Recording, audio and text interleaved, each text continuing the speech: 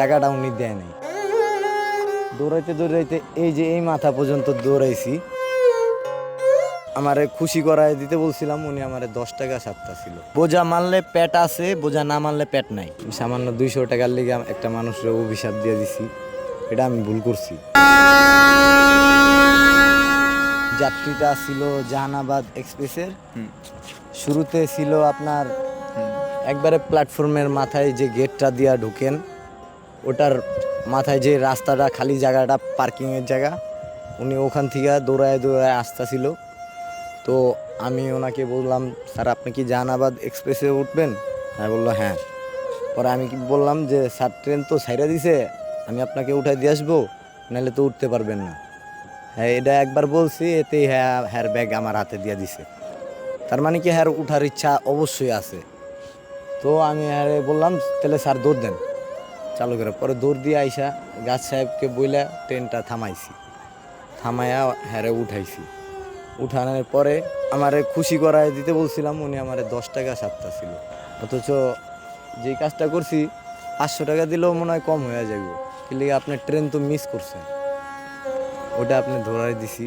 তো উনি আমারে মনে করেন মিস করছে কি, উনি আমারে 50 টাকা পর্যন্ত, 10 টাকা 20 টাকা 30 টাকা করে 50 টাকা পর্যন্ত ছাড়ে দাম দর করছে।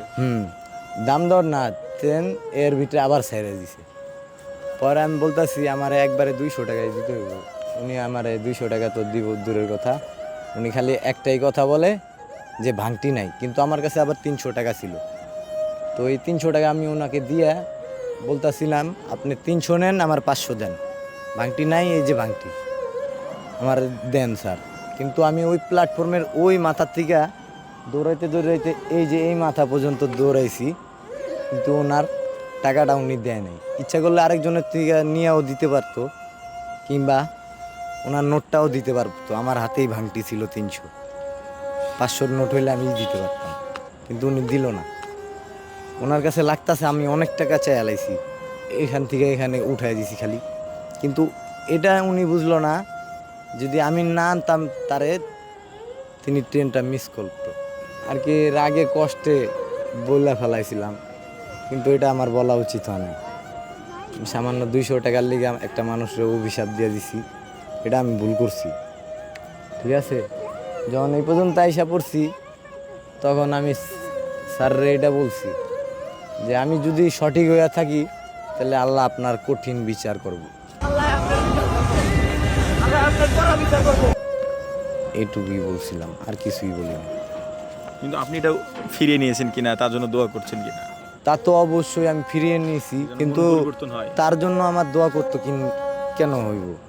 আমি তো তার চিনি না, তার জন্য আমি কেন দোয়া করব? আমি তো তার থেকে কোনো কিছু লাভও পাই নাই, কিংবা তিনি যে আমারে ভালো কইছে তাও না। এখন তো তিনি বলতাছে ওর লিগে আমি পুরা দুনিয়ার কাছে একটা কালার, ঠিক না? এরকমই কিন্তু মনে করতেছে, কিন্তু আমি বিষয়টা তো আমি এরকম করতে চাই নাই। কে আসিল, কে ভিডিও করে আলাইছে, কে নেট দুনিয়ায় ছেড়া দিছে, তাও আবার মনে করেন ঘন্টা খানিকের ভিতরে ওইটা এত হইছে, ভিউয়ার্স খুব বেশি হয়ে গেছে, যার কারণে কি আপনারাও এখানে আইছে। আপনার ভিডিওটা আপনি নিজে দেখেছেন কিনা, আসলে কি ঘটেছিল সেটা, যে ভিডিওটা ভাইরাল হয়েছে? না, আমি এতটা গরজ করে দেখি নাই।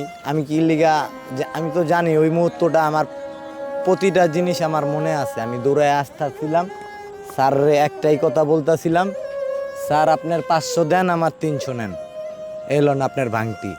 আর হ্যার জবাবে খালি একটাই কথা ছিল, ভাঙটি নাই, হ্যাঁ আমার 50 টাকা 60 টাকা সাতটাছে। তো আমি তো নিতাছি না। আমার নাম বাপ্পি, আমি এখানে প্রায় 1 বছর ধরে আছি। আমি অন্য কিছু করি না, এখানেই থাকি। আর দেশের বাড়ি শরীয়তপুর।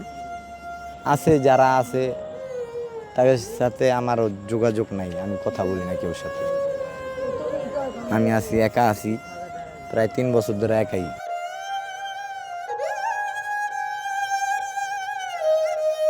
বোঝা মানলে পেট আছে, বোঝা না মানলে পেট নাই। এটার কারণ হইলো যাত্রীদের বোঝা দিয়াইতে পারলে তাহলে তো কিছু টাকা পাবো, ওইটা দিয়ে ভাত খাইতে পারবো, খরচ করতে পারবো। আচ্ছা, যেটা লাগবে ওটাই করতে পারবো। আজকে সারাদিনে ভাইয়া ইনকাম বলতে সকালবেলা একটা বোঝা মারছিলাম, ওইটাতে পাইছিলাম 70 টাকা। পরে আরেকটা বোঝা মারছিলাম, ওটাতে পাইছিলাম 60 টাকা। এই দুইটাই বোঝা মারছি সারাদিন। এই দুইটা মিলায়া 130 টাকা হয়েছে। কিন্তু এই দুইটা বোঝার মাঝখানে একটা বড় অ্যামাউন্ট আছে, যেটা আমার এক যাত্রী এমনিই দিছে ওই ভিডিওটা দেখার পরে।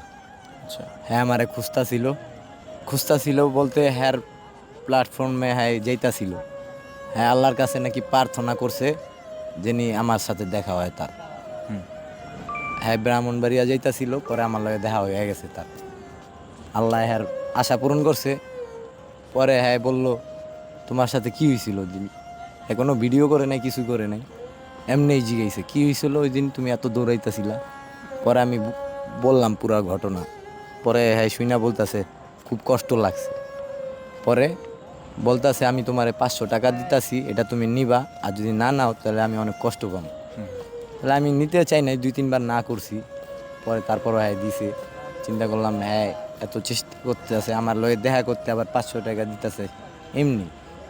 পরে আমি জিজ্ঞেস করছি আপনি আমার এমনি কি লিগা টাকা দিবেন, কোনো কাজ করলাম না, কিছু না। কই তোমার এটা আমি খাইতে দিছি খুশি হয়ে, তুমি রাখো, তুমি কিছু কিনা খাইও। এই আজকে সারাদিনের ইনকাম। তাই হ্যাঁ দিছে দীক্ষা কি ওইটা আরেকজনে পাইতো, কিছু টাকা দিছি আর খরচ করতে পারছি কিছু। পরে দিয়া দুপুরের পর দিয়া 11টা-12টা বাজলো। এই যে সাংবাদিকরা আইসা ধরলো, একটার পর একটা ইন্টারভিউ, আমার তো ছাড়েই না। 5 মিনিট সময় চাইতাছি, হারা মনে করতেছে আমি পলাইতাছি। আমরা কি নায়ক নায়িকা, আমরা কি সুপার হিরো? কোনোটাই না। আমরা পলামো কেমনে? আমরা পলার দরকার নাই তো, পলামো যে আপনি আমার 2টা কথা শুনবেন এই তো, একটা ভিডিও করবেন এই তো। কিন্তু আপনি আমার কথা বলতে বলতে এত কথা বলছেন আপনারা, একের পর একজন, একের পর একজন, একের পর একজন, একজনের পর একজন। সারাদিন কোনো কামই করতে পারিনি। আপনাকে কথা কইতেছি, এখনও বলতেছি। দেশে দেশে সবার সাথে দ্য নিউজ।